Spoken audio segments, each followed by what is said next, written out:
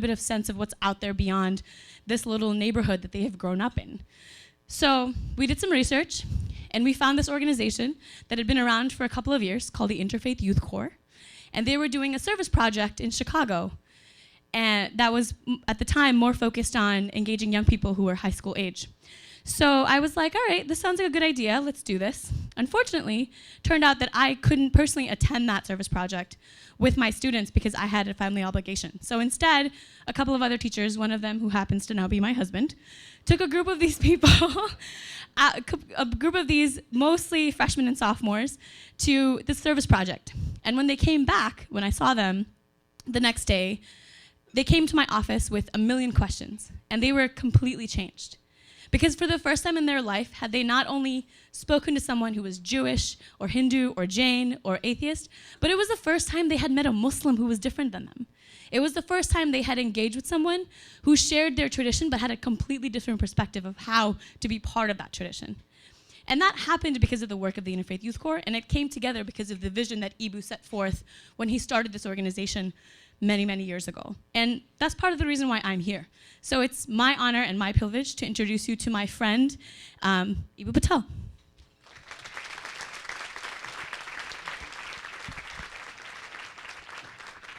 We're going to start advertising ourselves that way. Be involved in Interfaith Youth Corps will help you get married. Well, that's going to be a chapter in the next book, Janan. So I'm extremely happy to be here tonight for lots of reasons, actually. One is that I am coming out of a sabbatical that's been 4 or 6 weeks, and also out of the month of Ramadan. So, you know, kind of a slow and meditative period. And this is like the first, you know, talk that I've done in 6 or 8 weeks. It's the first like really kind of work assignment that I've shown up for in a long time, and my staff will kind of nod their heads and affirm, yes, Eboo played no role in putting this fabulous ILI together. So his 20 minutes up here better be pretty awesome, right? One of my big insights as a leader is nothing falls from the sky. Bridges between people from different religious communities don't fall from the sky. Awesome interfaith institutes don't fall from the sky. And every time I come to an ILI, I think to myself, wow, our staff at IFYC has done it again. It's put together something fabulous and beautiful. And thank you all for doing that. And a big round of applause for the IFYC staff that's worked super, super hard on this. Thank you. So I'm writing a new book on interfaith leadership, and that's kind of where I've been holed up for the last several weeks. And I just wanted to tell you a series of stories about how important I think this practice is. And some of the stories I'm going to tell come far outside of the realm of religion. I think that that's, in a way, how we learn the best, is we find metaphors and parallels and analogs elsewhere. But I want to begin with a line by my friend Brad Keywell. Brad Keywell is kind of a Chicago serial entrepreneur and now a venture capitalist, and one of the people who made an early investment in Groupon. Y'all like savvy enough to use Groupon, right? I can never figure out how to do it. But y'all of you. So I go see Brad. He's kind of a mentor of mine. I go see him a couple times a year.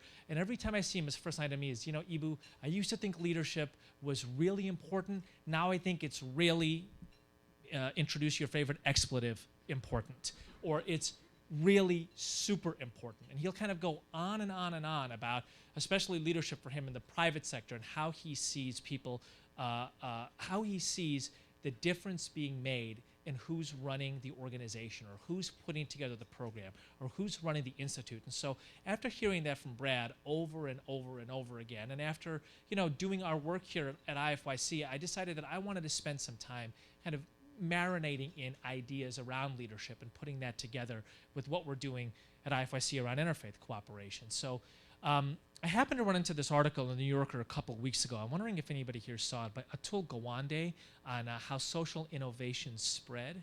Anybody here read that? Okay, well, you can, yeah, I required our IFYC staff to read it, so a bunch of purple-shirted people are raising their hands.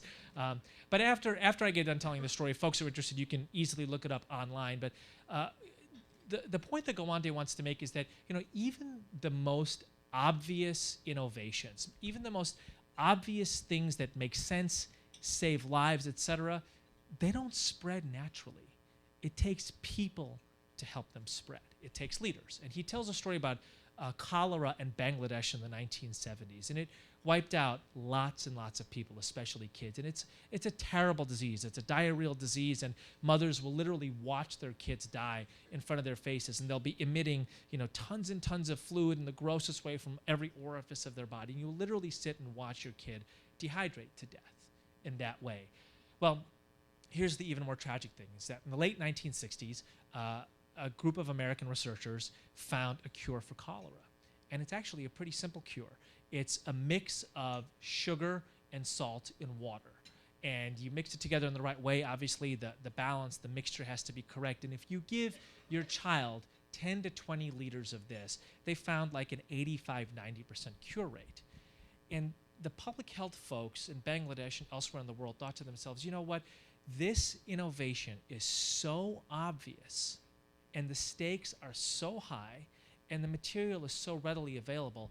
All we have to do is simply publicize the fact of it, and it will effectively spread like ether, right? I mean, like, why wouldn't you, if you were a mother or a father watching your child go through the throes of cholera, immediately put together this mixture and give it to the kid? Well, it didn't happen.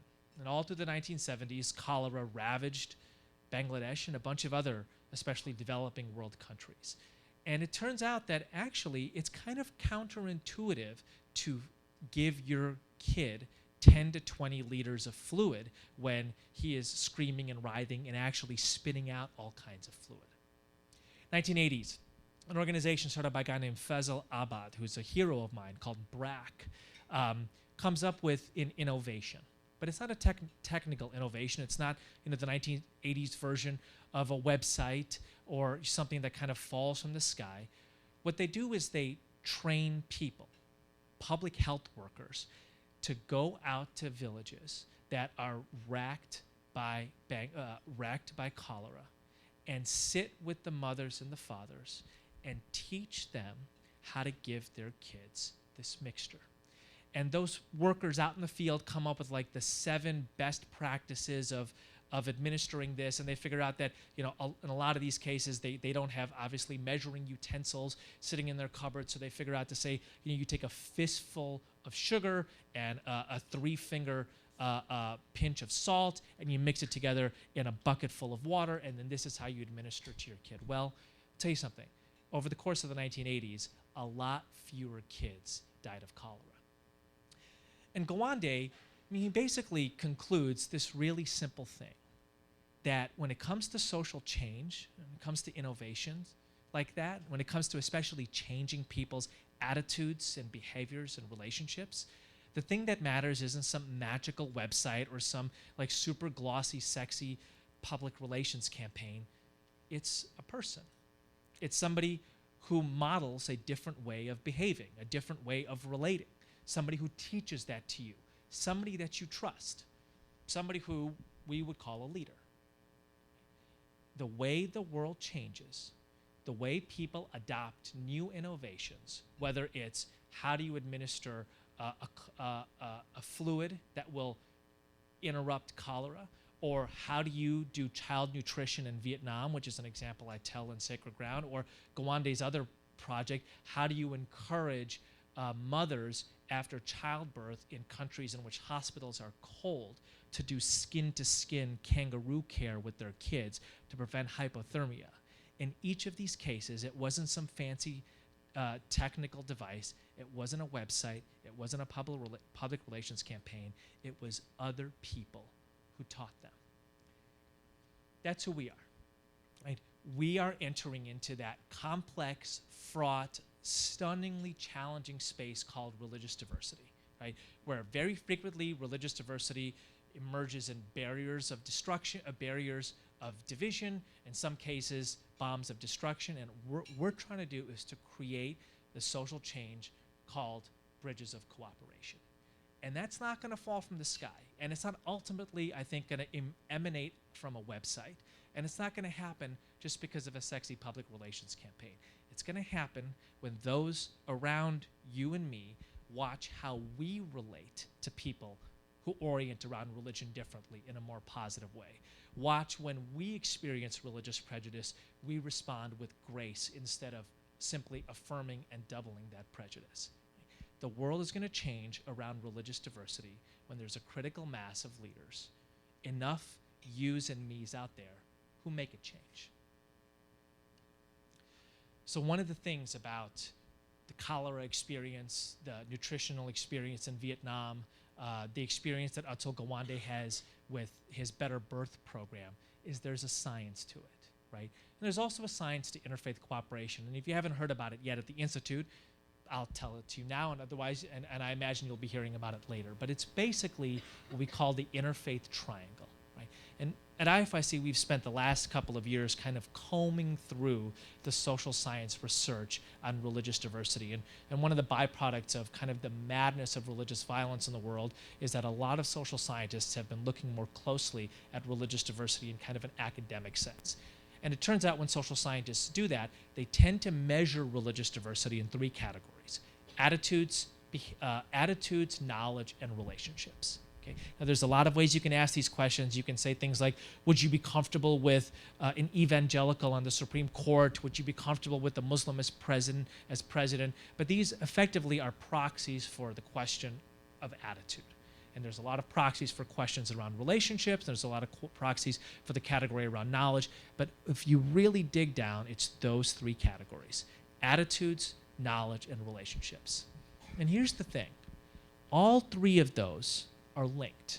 So we learned through the social science research that if you know even one person from a different religious community, say you have a positive relationship with a Mormon, your entire view of that community, the LDS community, improves as a result of a single positive, meaningful relationship. In fact, what Robert Putnam and David Campbell found in their book American Grace was not only does your attitudes towards the LDS community improve if you have a single Mormon friend, but it tends to be the case that your attitudes towards other religious communities improve as well. So you have a different and more positive view of evangelicals, of Buddhists, of Hindus, of Muslims. Attitudes and relationships are deeply linked. Knowledge and relationships are deeply linked as well. Gallup survey showed that there's a really strong correlation between people who were able to even do the most simple knowledge move, to place the Quran in the tradition of Islam, or the month of Ramadan in the tradition of Islam. People who had that knowledge, right, correlated strongly with higher attitudes towards that community. And the way we view this at IFYC, and there are social scientists that we know who kind of corroborate this, that the more appreciative your knowledge is, the more that you say, you know what, I know things about that community that I admire. I know things about that tradition that I view as shared values within my own tradition, the higher your attitudes go. This is the science of interfaith cooperation. Now, by the way, I have a PhD in sociology. I'm very happy to say that a lot of what academics in the social sciences do is affirm what people already know in their gut.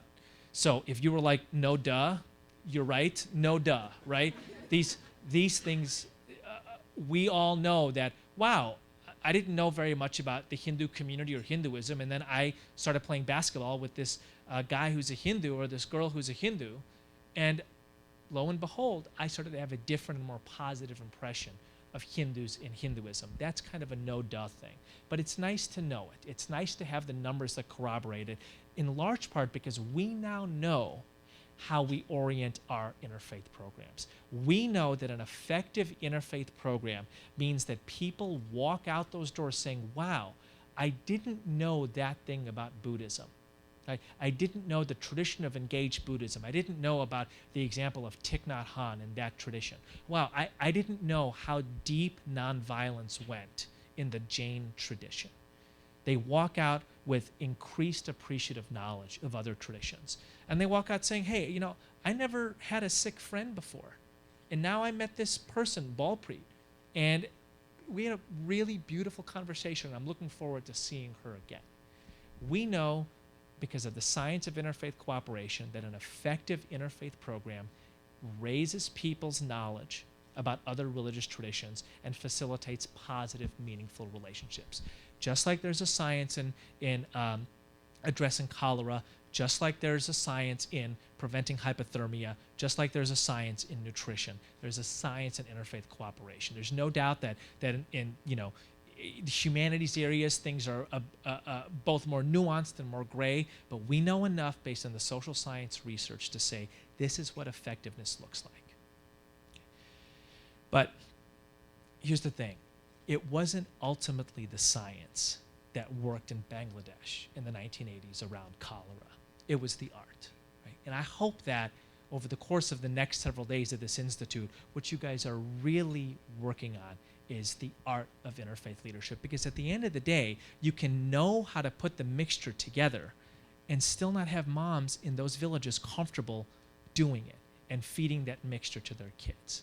And how you get them to do that, how you invite people to interfaith programs, how you help them feel inspired, that's the art of interfaith leadership. And that's what I want to spend the rest of the time talking about this evening. At IFYC, we break that down into 3 categories: voice, engage, and act. I know you've heard a lot about that even in the first few hours. I promise you, you will hear much more about that in the next couple of days. We never get tired of talking about voice, engage, act because we think it is as important as it gets, right? Because nobody comes to a movement, no matter how effective it is, if it's not inspiring. And it's doing voice, engage, act in a way that is artful, in a way that's inspiring, that's going to get folks to come. Voice. I want to talk about 2 dimensions of voice. The first dimension I want to talk about is listening to your own voice. Right? Discerning, telling yourself your own stories. You know, the great philosopher Paul Ricoeur, who my colleague Dr. John Meach at IFYC wrote a chapter about in his book out of his dissertation at Marquette University, and I've been spending a lot of time with Ricoeur's work in this little sabbatical I've done. He came up with this brilliant, elegant, really simple idea called narrative identity. It's like, you know, when you look at a picture of yourself as a baby and you look at yourself in the mirror, what makes you think that those 2 physical entities are the same being? I mean, think about how unbelievably different they look. Somebody who didn't know you would have no idea to put them together.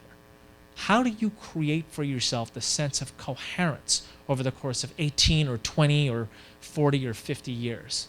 Ricoeur says it's through the stories you tell yourself about yourself. That's how you connect who it is that you are. That's how you feel like a coherent being. That's how you come up with your sense of self, with your identity. Ricoeur calls it narrative identity. So I want to invite you to listen to your own voice, your own experience around your identity as an interfaith leader. Think back in your life. Do you have an experience when you were really inspired by somebody from a different religious tradition? You have an experience where you witnessed or experienced just really ugly religious prejudice, and you thought to yourself, this is wrong, this is terrible.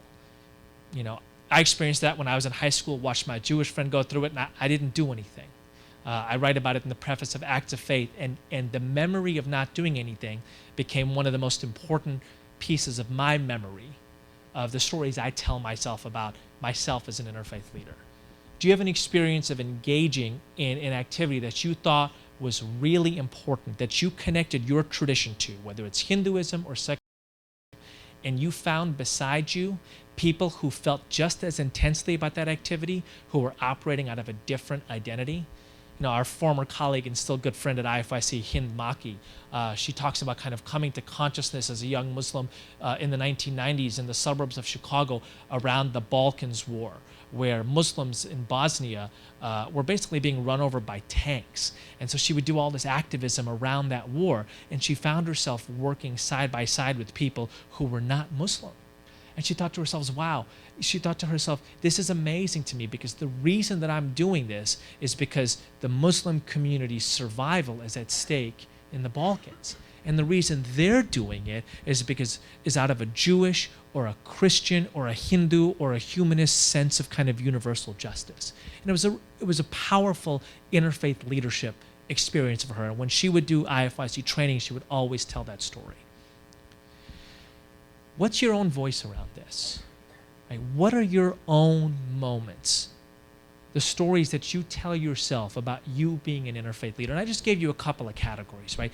Have you been inspired by somebody from a different religious or humanist tradition? Have you had moments where you've engaged in activities that your own tradition is connected deeply to, and you found other people connecting a different tradition to?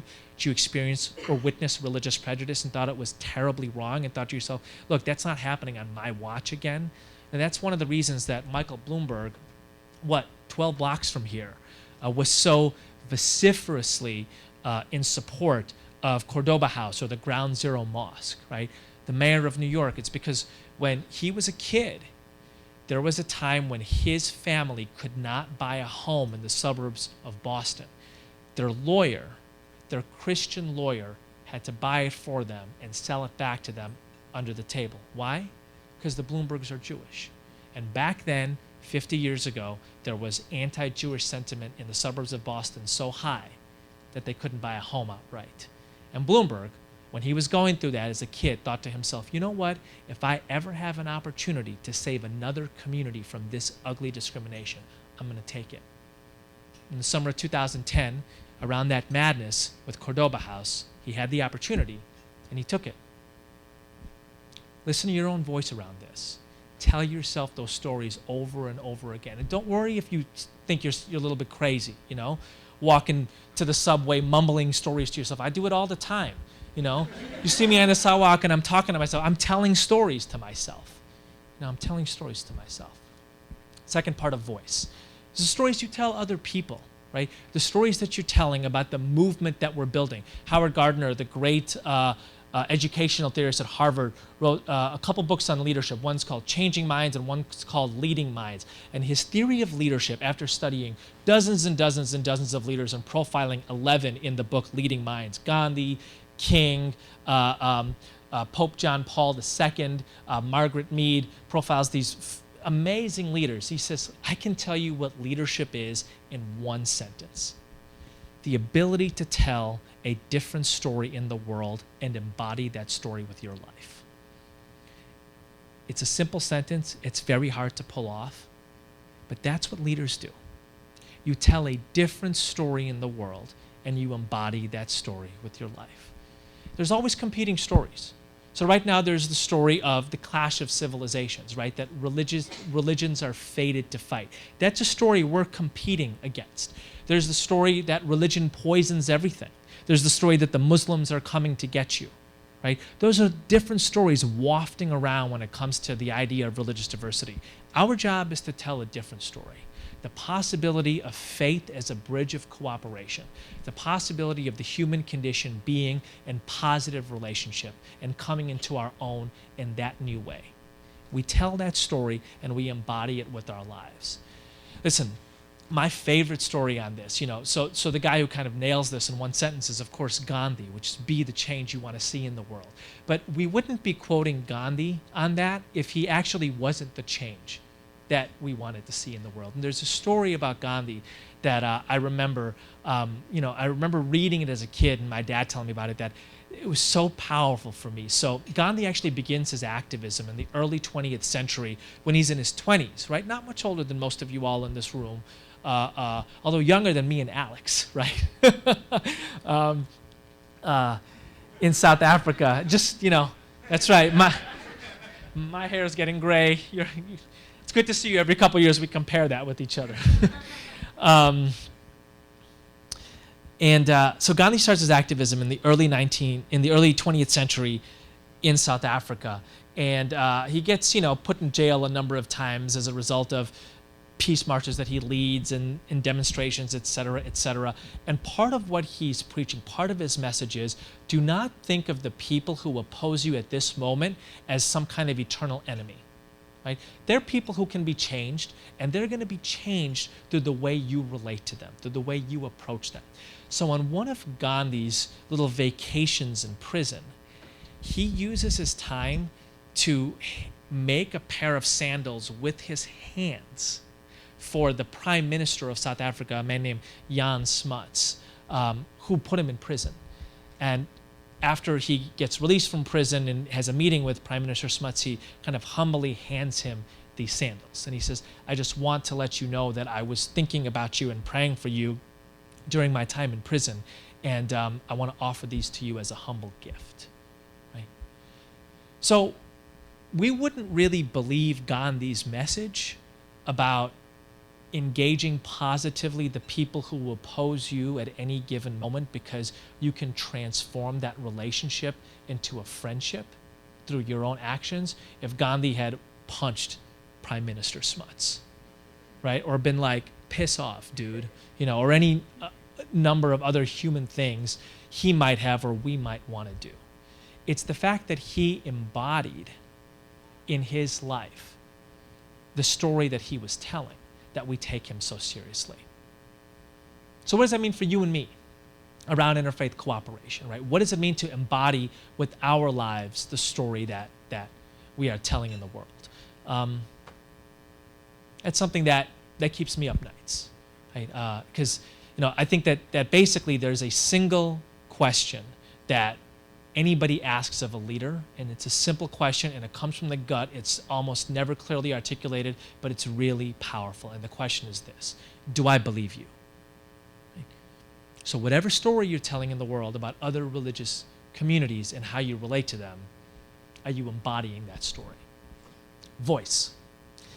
Engage. So my favorite story about engagement is actually a story that Janan and I have shared with each other over the years.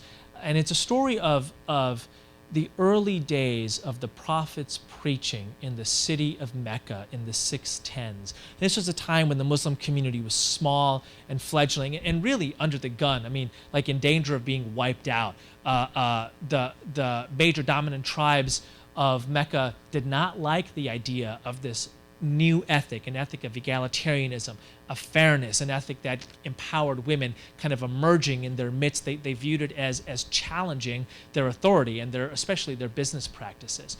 And so out of both a sense of fear and a sense of hope, the Prophet Muhammad, may the peace and blessings of God be upon him, sends a contingent of his followers to Abyssinia, which is in present-day Ethiopia. Fear because he thought that the entire Muslim community might be wiped out if they stayed all in Mecca, right? And hope because the leader of Abyssinia was a man named the Negus. He was a Christian king. And the Prophet, because he saw such resonances between Christianity and Islam, felt that the Christian king would protect these Muslim followers. So one of the dominant tribe in Mecca sent kind of an envoy to Abyssinia to stir up trouble and said to the Negus, there are these people called Muslims in your empire and they don't even believe in the same things that you do. Why would you protect them? And the Negus said, well, bring them before me. And so, this group of Muslims are brought before the Negus in his court, and there are, the bishops with their long beards and the Negus on his throne. And the Negus is basically like, well, tell me about your religion. And the Muslims, the delegation was led by Ja'far, right? A man named Ja'far, begin to read from the Quran the verses about the Virgin Mary and the holiness of Mary. And the Negus and his bishops are so moved by these beautiful verses that the tradition says that they weep so hard that their beards are soaked with their tears. And the Negus famously says, he takes a staff and he draws a line in the sand and he says, the difference between your religion and my religion is no thicker than this line in the sand. Okay? So Muslims and Christians have a lot of very different beliefs. One of them is that Muslims don't believe in the divinity of Jesus. We don't believe that Jesus was the Son of God. We believe that Jesus was a prophet, beloved of God, sent with a holy message called the gospel. Right? With the center of it is mercy and monotheism, just as in the message that follows in the Quran. But when the Muslims came before the Negus, that's not what they said first. That's not the way they engaged first. They didn't lie. They didn't say, we believe in everything you believe in. What they did was found a bridge of commonality, a sense of sharedness, and they spoke about that first. For me, that's such a beautiful and elegant story of engaging. It's not diminishing differences. It's leading with pluralism. It's leading with this idea that something that you consider important, even sacred, we consider important and sacred. And let's connect on that first. Right? There's an art to that. There's an art to learning how to tell stories in a way that connects with your particular audience. And that, for me, is as most beautifully told through that story around the Muslims of Abyssinia. The third part of this is ACT. So tomorrow morning, we might have with us, I'm not sure her schedule, one of my heroes in New York City, Ruth Messenger. Anybody here heard of Ruth Messenger? Okay. So once I said that, and somebody raised her hand, she's like, yeah, Ruth's my mom. And I'm like, hey, how you doing? Thanks for coming to this talk. So Ruth Messenger was Manhattan Bureau President for many years. Actually, a board member of ours, Fred Davey, was kind of her right-hand man at the time, ran for mayor of New York City. That didn't go so well. She winds up running an organization called American Jewish World Service, which is this amazing organization which accentuates the Jewish value of universal service of others and sends young Jews around the world to serve in communities that are largely not Jewish. And Ruth came to IFYC's offices last year, maybe 15 months ago, and Alana, one of our colleagues at IFYC, asked her this question. She's like, Ruth, why is interfaith cooperation so important to you? Like it feels like this matters to you and your story in a really deep way. Tell us what that story is. And Ruth kind of thinks for a moment, and she's like, you know what? My first real deep interfaith experience was my first job. She's like, I was single, from Manhattan, had a graduate education, and was employed by the state government of Western Oklahoma to help kids in that region, especially Native American youth, find foster homes. And the people that I found who resonated most with the action step of identifying foster families for kids who needed them were Southern Baptist preachers. And here's the thing, we probably didn't agree on anything else, maybe in the entire universe, than the importance of finding foster families for kids who needed them. And she's like, I would go, so I'm like, you would go to church every week? And she's like, oh, no, I would go to church 3 times a day. Like Wednesday morning, porch sessions, Thursday evening, backyard sessions. She's like, I have heard so many Christian sermons, you couldn't believe it. And I'm like, didn't some of it offend you? And she's like, of course it offended me, some of it. But I was there for a different reason. I was there to help find foster families for the kids in Western Oklahoma who needed them.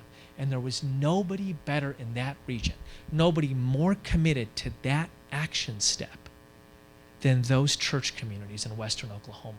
So I thought to myself, I imagine Ruth Messenger and those communities, they disagreed on just about everything, right? They disagreed on Ruth being single, probably thought she should have been married, right? Disagreed on whether she should have gotten a graduate education, whether she should have been working outside the home, whether she should be working for the state government, right? Maybe disagreed on massive issues like choice, gay marriage, and whatever else. The one thing that they agreed on, they acted upon together. And Ruth tells us at the end of her telling the story, she's like, I wonder how many kids in Western Oklahoma got foster families because we decided to work together on that action step. And I thought that was so profound because, and now I'm going to say something not that profound, but still really important. Religious traditions are really very different. Really, really very different. And there are huge divides around different religious communities. And if we think we are entering into when we enter the interfaith space, if what we find overwhelmingly is similarity, I'm not sure it qualifies as interfaith. What I find profound about Ruth's story is she entered an interfaith space, which is to say a space with people who oriented around religion really differently, who she disagreed with on many, many, many important things. And she was able to say, let's work together on this other thing.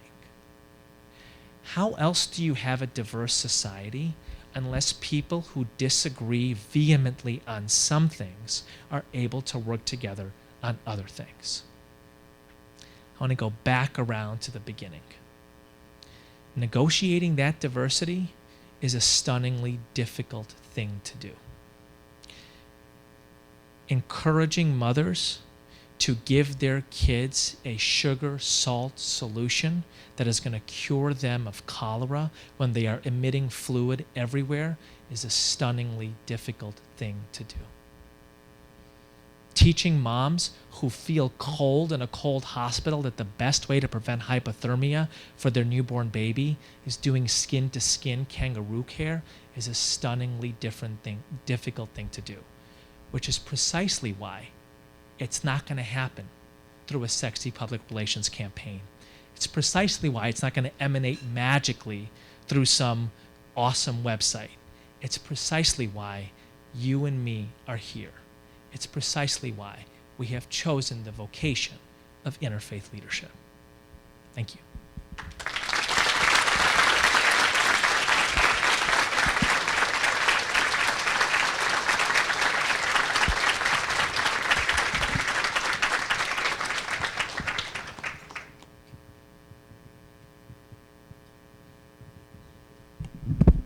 We're going to take some questions.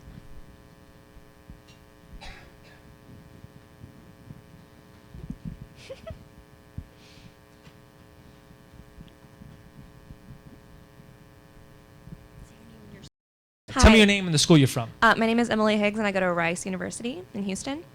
My We met, question. right? What? Did we meet when I was at Rice, like? No, I couldn't attend. Okay. But I wanted to.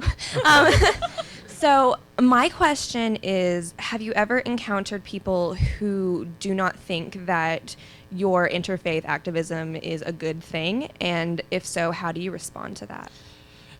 Yes, all the time. Which is precisely why interfaith activism is necessary, right? and no, that's a very serious thing, right? And that's one of the things I'm kind of learning in this, in kind of a deeper study of leadership, which is that if everybody thought it was a good thing, and if everybody was already doing it, there wouldn't need to be a movement, right? Like the reason that we are here is precisely because not everybody is quite sure that it's a good, and it's actually a far cry from everybody doing it. That's precisely why leaders are needed in this case. So I think, if we spin back to the Gandhi and Prime Minister Smuts example, right? So that basic notion that even if you don't think this thing is a good thing now, the way I treat you, the way I have two choices. I can effectively call you a clown for not thinking it's a good thing, in which case you're probably going to be even further from thinking it's a good thing.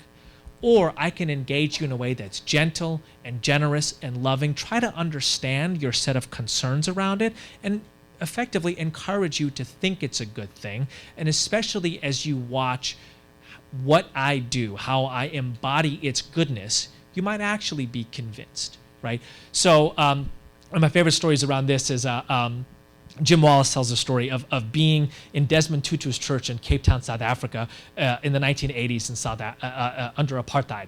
And it's Sunday church service.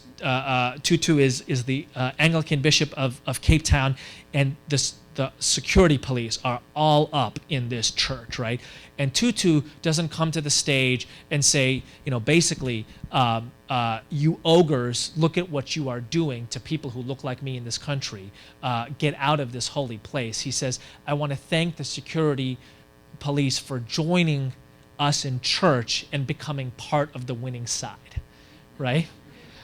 Which I think is beautiful, because basically what you're doing is you are assuming the higher humanity of the people around you, and you are calling them to that in the most gentle and generous way possible. So look, I think that there's actually a lot of reasonable reasons that people are cautious around interfaith work. One is the idea about, does it mean that I have to give up my religious identity? And in our understanding of interfaith work at IFYC, the answer to that is no, right? Which is why we spend so much time talking about people's really deep differences, and differences that, I know when I'm in a real interfaith conversation where somebody's like, I cannot believe that you view abortion that way. And then 2 hours later, they're building a house together, right? They are registering their disagreement on something that is hugely important. And they are also finding ways to work together. So I think one of the most common misgivings around interfaith work is, do I have to give up part of my religious identity to be a part of this? The answer to that is no. However, you have to be willing to enter a space where you lead with relationship, where you're not always and only bringing up differences. You are willing, in good faith, if you will, to look for points of commonality while recognizing those differences. So that's just one example, but I think that the basic answer is, we know we are doing our work when we encounter people who have misgivings about the nature of the work, number one, and we are able to have a reasonable and warm conversation with them. And number two, when we encounter people who say, this makes sense to me, I just don't know what it means for me to, how I should do things differently. And through watching how we talk and act around religious diversity, they actually learn how to do those things differently. Yeah, thank you. Hello. How are you doing? I'm doing well. My name is Eric Adamczyk. I go to school in Memphis, Tennessee, and I apologize for reading my phone, but I had to write my question down there. All right. So I think we can accept the premise that certain sects of different faiths engage in interfaith dialogue a little better than others. And one faith that particularly is seen as not engaging in interfaith dialogue are so-called fundamentalist faiths. But some of them can, and my example is the Salafi Muslims, who, I mean, a lot of them are affiliated with Al-Qaeda and various other organizations, but there are a lot of them who are in America find it necessary to encourage Christians and atheists to kind of spread this image that not all are like that, and just because you're more traditional than other sects doesn't necessarily mean that you're more given to violence and things that might work against the society. And I've heard this also. I've heard different community organizers allow evangelicals and people from the Nation of Islam to work together in cities like Detroit and Chicago. So I guess my question is, how does the ILI encourage that? Because I know there are many different kinds of faiths that wouldn't naturally come to ILI, and yet there are others that are fundamentalists who come out of necessity. So I think that's a hugely important question. Thank you for asking that question. So I'll tell you a story. So maybe 8 years ago at an Interfaith Youth Corps conference, somebody opens, we're kind of doing introductions, and this person opens by saying, talking about how much he dislikes the Bush administration. This is like 2004, 2005, and talks about how, he's learned spiritual practices from all of these different religious traditions, and he takes great pride in being a liberal Christian pastor, and his only deep frustration is that there's this huge segment of Christianity, evangelicals he calls out, who would never show up at an event like this, and it's kind of clear to me that he's taking pride in this introduction and that he's introduced himself this way before. This is not the first time he's done this. So he hands the microphone off to a young man named Nick Price, who is a friend of mine and a recent graduate of the University of Illinois. And Nick takes the microphone and looks at me and he says, "I think you're talking about me." And Nick's like, "So I am what would be called a conservative evangelical Christian. I don't believe in everything the Bush administration does, but I believe in some things that it does, and I believe in what I would consider kind of spiritual limits around the Christian faith. And I was part of InterVarsity Christian Fellowship when I was in college, and actually I'm now a staff member of InterVarsity, which is an evangelical Christian organization, and he was doing a staff membership at UIC. And he's like, I believe deeply in the Great Commission.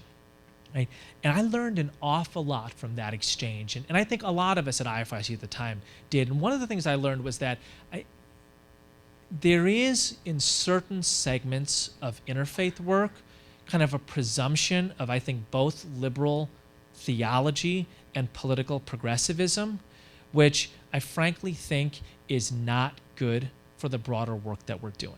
Now, let me say that I happen to be theologically liberal and I happen to be politically progressive.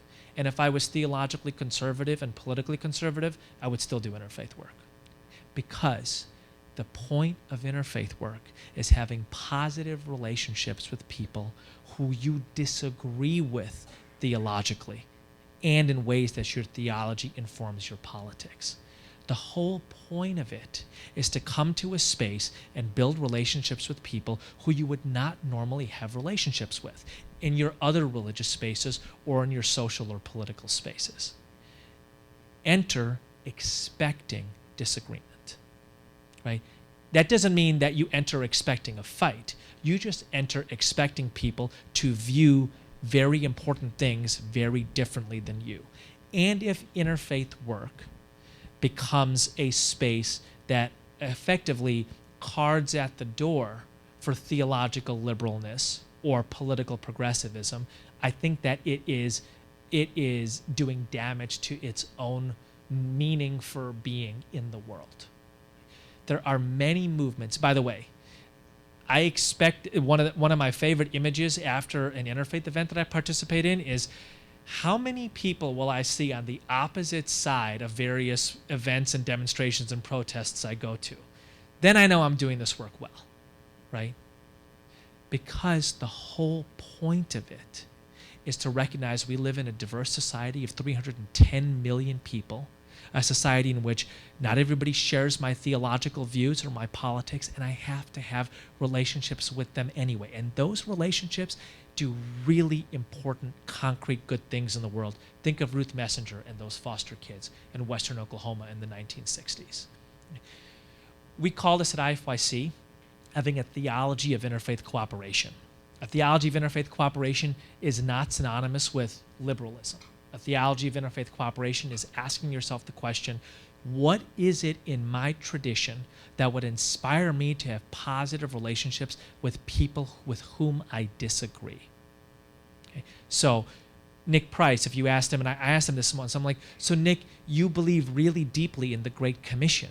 He's like, yeah, I do. You know, that's kind of a central tenet of evangelical Christianity, the idea that you spread the gospel and you convert others. And I'm like, so how is it that you do interfaith work? And he's like, well, in the Christian tradition is also the great cooperation, and I believe in that as well. And he rattled off all of these lines of scripture, central of which was, blessed are the peacemakers. He's like, you can't view the Christian tradition without viewing that as central, and you can't think being a peacemaker is central without recognizing the importance of building bridges between people who orient around religion differently. Okay, so I'm going to say it again, right? That a huge part of the interfaith space is encountering people who you profoundly disagree with on some things and having ways of working together with them on other things. We can keep talking about that. I mean, it took me 10 years to get it, so I'm trying to explain it in like 10 minutes. Probably you guys are all geniuses, a lot more so than I am, but still 10 minutes is hard to kind of fully assimilate this. So we can keep talking about this if you'd like. We're going to take one more question. Oh, we have lots of hands. Hello, I'm Jimmy Palmer. I go to Rutgers. I see in a lot of this, at least from my perspective, seems to be a small amount of cognitive dissonance which one has to execute in order to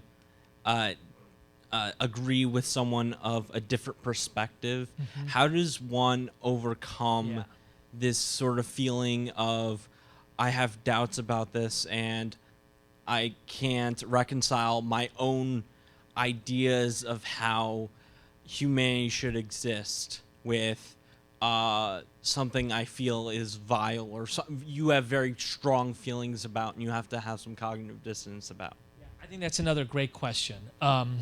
So I think the answer to that is that it's not about agreement. It's about relationship, right? And if I and and once you make that kind of intellectual move, if you will, right, and you recognize that what I'm not doing is looking for ways in which I have total agreement. I'm looking for ways in which I have positive ways of relating. And that can be based on a range of things. It can be based on something that you don't necessarily agree with, but yet you find beautiful in another tradition. It could be based on something that you don't agree with, but you admire in another tradition. So I'll give you a relatively recent example of this. So anybody heard of the writer Walter Kernan here? Wrote the film Up in the Air, a bunch of other things. You guys heard of him? So he wrote a piece on Mormons, on the LDS Church, maybe 15 months ago, right, during the heat of the presidential campaign. And it's this, and I would highly encourage you to read it. It's for the New Republic that he wrote it, and he was angry about a lot of negative stuff that was being said about the LDS community during the Obama-Romney campaign. And he makes really clear up front in this piece that he does not share basically any of the beliefs of the LDS Church, right? And yet the idea of like offhand derogatory references to magic underwear, he just finds he finds insulting and kind of beyond the pale. And he tells these two beautiful stories in that piece. The first story is about his own childhood, and his family is falling apart.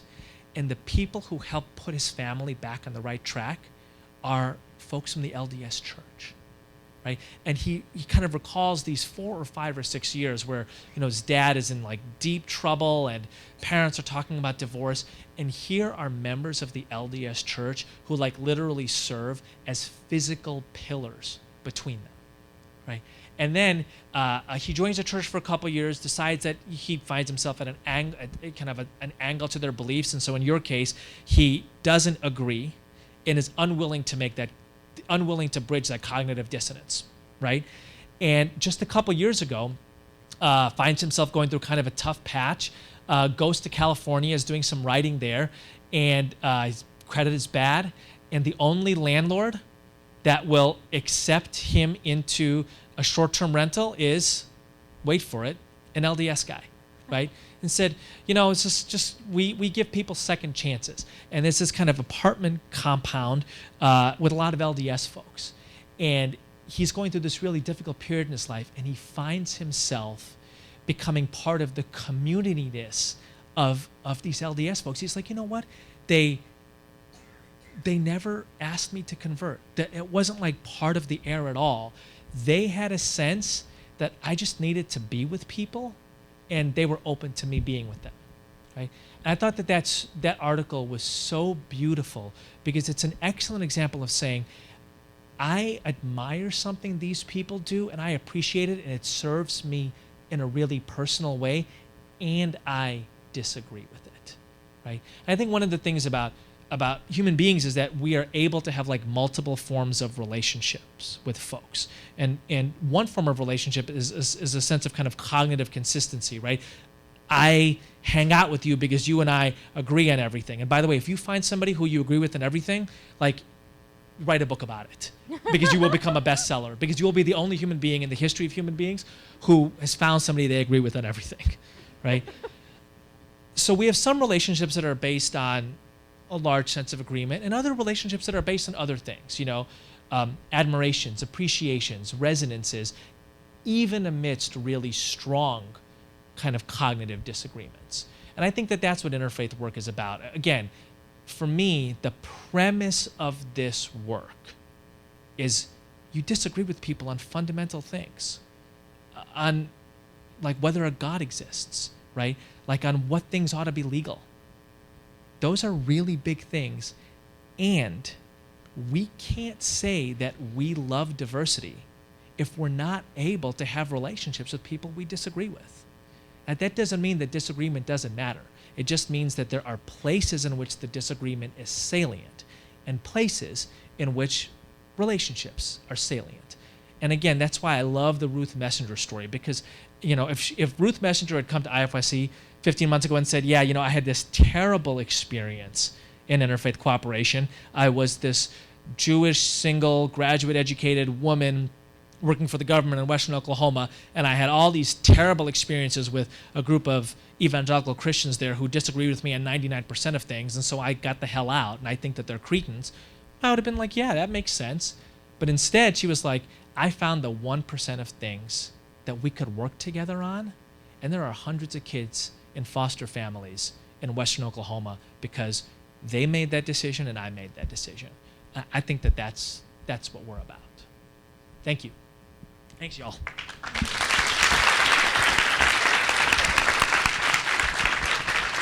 Thank you, Eboo. Great. We're going to keep you guys for just a little bit longer, so just bear with us. I have my colleague, Prerna Abi, who's right here, who's going to tell you a little bit more about our alumni program and also about the panel that we have coming up tomorrow morning. So, Prerna. Thanks, Jeanette. Thank you, Jeanette, and thank you, Eboo. That was really inspiring. Let's give him another round of applause. Thanks.